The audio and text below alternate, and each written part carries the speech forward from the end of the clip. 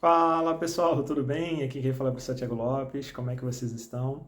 Espero que esteja tudo bem com vocês. Passando para desejar aí uma excelente manhã, tarde, noite, madrugada de estudos. Eu retorno aqui nas nossas plataformas digitais para falar sobre responsabilidade civil como prometido a vocês. Hoje nós falaremos da segunda parte, que envolve a responsabilidade civil. Em um primeiro momento, falamos sobre a responsabilidade que há sobre as pessoas jurídicas de direito público e as pessoas jurídicas de direito privado quando forem prestadoras de serviço público. Conversamos que ela é objetiva e que, caso seja necessário ingressar com uma ação judicial, você teria que provar apenas três coisas: ato ou conduta, nexo causal e o dano que ocorreu daquela conduta ou daquele ato de um agente público, ok? Tiago, eu preciso comprovar dolo ou culpa do agente público naquela conduta lesiva? Não, não preciso provar. Conversamos sobre isso aí, ok? Agora, o que eu vou conversar com vocês? Eu vou conversar que existe a possibilidade de o agente público pagar por esse prejuízo que ele causou a terceiros, tudo bem? Não vai sair tão ileso assim. Claro que tudo depende se ele cometeu uma conduta danosa ao particular através de dolo ou culpa. Se não ficar comprovado que o agente agiu com dolo ou que o agente agiu com culpa, não cabe aquilo que nós chamamos de ação de regresso. O que seria essa ação? Seria o seguinte, pessoal.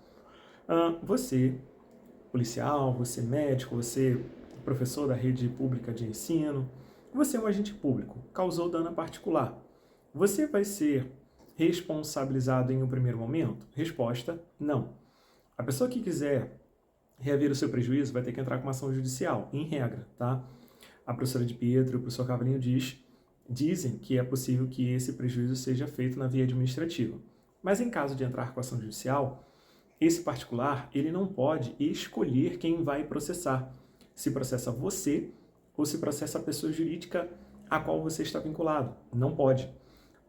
Só tem dois caminhos para o particular aqui. Ou ele processa a pessoa jurídica, ou ele não processa ninguém. Esse é o caminho. Tiago, tem como ele entrar com ação direta contra o agente público? Não. O Supremo já pacificou esse entendimento no informativo 947, tá bom? Não tem como mais. E esse informativo, inclusive, foi um julgamento de repercussão geral. Não tem como mais. Se o particular quiser processar alguém, tem que processar a pessoa jurídica que o agente público está vinculado. Combinado, pessoal? De verdade? Então tá bom. Não me recimprovem. Bom, agora, depois que o processo acabar, transitar em julgado e entendo uma condenação contra a administração pública, ok? O que nós teremos agora? Nós teremos um dever por parte da administração pública em entrar com uma ação judicial contra esse agente público para reaver aquilo que ela, a administração, pagou ao particular. Exemplo, imagine que eu sou policial, eu sou professor, eu sou médico, enfim, sou guarda municipal, sou um agente público, causei prejuízo a particular através de uma conduta com dolo. Eu quis dar prejuízo a um particular, ok? Quem vai pagar é a administração pública. Sendo que depois ela vai entrar com uma ação contra mim. Nós chamamos isso de ação de regresso. Imagine que eu dei um prejuízo de 10 mil reais para o poder público, 100 mil reais, 150 mil reais, que seja. A administração paga isso ao particular e agora ela vai cobrar de mim esse prejuízo, ok? Só que para que ela possa cobrar esse prejuízo da minha pessoa, ela vai ter que comprovar que a minha conduta foi através do dolo ou através da culpa. Dolo, intenção de praticar. A culpa é quando estou diante da imprudência, imperícia ou negligência, ok? No nosso slide em tela, você consegue visualizar aí um pedaço da minha apostila que eu coloco a seguinte leitura, tá? Deixa eu pegar aqui minha canetinha. A ação regressiva é proposta pelo Estado contra o agente público causador do dano nos casos de culpa ou dolo. Ok, estou tentando fazer com o mouse aqui, mas vai dar certo. Aqui, ó. Se não tiver, ficou horrível, né? Mas vai dar certo, pessoal. Segura aí.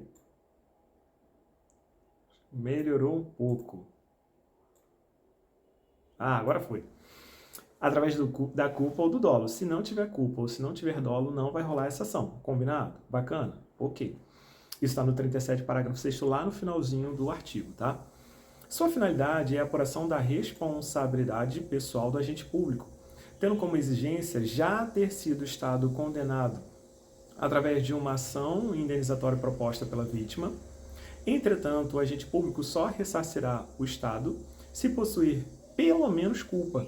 Logo, sua responsabilidade será do tipo subjetiva, ou seja, reunião dos requisitos: ato, dano, nexo causal, dolo ou culpa. Combinado? Então, você vai entronizar o seguinte na sua mente: o agente público só responde uma ação regressiva se ele tiver cometido aquela conduta através do dolo ou através da culpa. Combinado? Por isso nós chamamos a responsabilidade do agente público de responsabilidade subjetiva.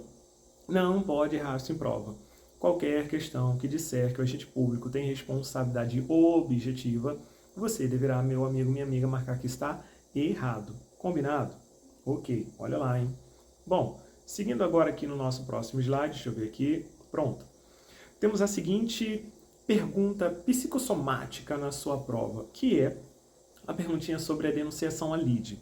Denunciação à lide é um instituto do processo civil, lá no seu artigo 125. Existe a denunciação à lide no inciso 1 e também no inciso 2. O que nos interessa aqui em responsabilidade civil do Estado é o inciso 2, que vai dizer o seguinte: é admissível a denunciação da lide promovida por qualquer das partes aquele que estiver obrigado por lei ou contrato a indenizar em ação regressiva o prejuízo de quem for vencido no processo. Bom, isso aqui é uma regra processual civil, tá, pessoal? Mas isso cai em questões de direito administrativo. Denunciação à lide é uma espécie de intervenção a terceiros ou de terceiros no processo civil, tá? Em que há a formação de um litisconsórcio, em regra, há a formação de um litisconsórcio posterior. O que acontece na denunciação à lide? Vou tentar ser assim bem tranquilo aqui, como é a minha proposta do nosso bate-papo, como se estivesse trocando uma ideia aqui na sala da minha residência, ou então aí na sua sala, ou no seu ambiente de trabalho, ou aí na sua sala de aula durante o intervalo. Essa é a nossa proposta. Aqui não é um ambiente de aula, aqui é um ambiente de conversa, onde a nossa conversa é sobre direito administrativo, ok? Denunciação à lide, como eu falei, é uma espécie de intervenção de terceiros no processo civil, em que você vai ter aí a possibilidade de, em vez de esperar o primeiro processo para começar a ação regressiva, você pode, desde o momento em que há a formação do primeiro processo, chamar esse agente público, isso se fosse possível, tá, gente? Hoje a doutrina moderna, a doutrina majoritária e o próprio Supremo Tribunal Federal entende que não é cabível a denunciação à lide nas ações regressivas contra o Estado, na verdade, do Estado contra o agente público. Não cabe mais, ok? Tínhamos uma discussão no STJ que seria possível, mas isso já foi pacificado pelo Supremo. Não cabe mais denunciação da lide na ação de regresso que o Estado propõe contra o agente público. Combinado? Agora eu vou explicar. Se fosse possível, o Estado seria processado pelo particular e, enquanto esse processo estivesse correndo, ou até mesmo no primeiro momento, o Estado poderia chamar o agente público para integrar esse processo. Aqui estaria você processando o Estado e o Estado chamaria o agente público. Isso seria denunciar a lide. O Estado denunciar a lide ao agente público. Perdão. Isso é possível, Tiago? Resposta: não, não é possível. Se cai na sua prova, denunciação à lide na ação de responsabilidade civil do Estado é possível? Não, ok? Lá na esfera processual civil isso é possível. Contra uma seguradora, por exemplo, segundo o professor Fred Dier, segundo aí o professor Humberto Eduardo Júnior, Marcos Vinícius, Daniel Assunção, entre outros. Agora, aqui em direito administrativo, o posicionamento do Supremo Tribunal Federal é que isso não é possível, ok? Bacana. O que também nos leva a uma segunda pergunta de prova. De vez em quando, é possível que você se esbarre com uma questão que vai te perguntar assim, ó, é possível que haja a formação de um litisconsórcio passivo entre a administração e o agente público, ou seja, o particular colocar a administração e o agente público na mesma ação judicial, o particular processar os dois ao mesmo tempo? Resposta: não. Para que o agente público seja processado, é necessário que a administração tenha sido condenada com trânsito em julgado, ok? Bacana, ótimo. Para a gente fechar o nosso vídeo aqui, que eu nem sei, já está com 10 minutos já, aqui está o informativo 947 do Supremo Tribunal Federal, tá bom? Fala assim, ó. Ao teor do disposto no artigo 37, parágrafo 6º da Constituição Federal, a ação por danos causados por agente público deve ser ajuizada contra o Estado ou a pessoa jurídica de direito privado prestador de serviço público, sendo parte ilegítima para a ação o autor do ato. Nesse caso aqui seria o agente público, ok? Assegurado o direito de regresso contra o responsável, que seria o agente público no caso de dolo ou culpa, tá? Até finalizando aqui a leitura do informativo. Assegurado o direito de regresso nos casos de dolo ou culpa. Beleza, pessoal? Combinado? Essa é a nossa segunda parte sobre responsabilidade civil. Na nossa terceira aula, nós falaremos sobre as excludentes de responsabilidade e também de culpa recíproca, tá bom? Não saia daí. Logo, logo, mais um videozinho aí no nosso canal. Um beijo no coração, até a próxima. Tchau, tchau.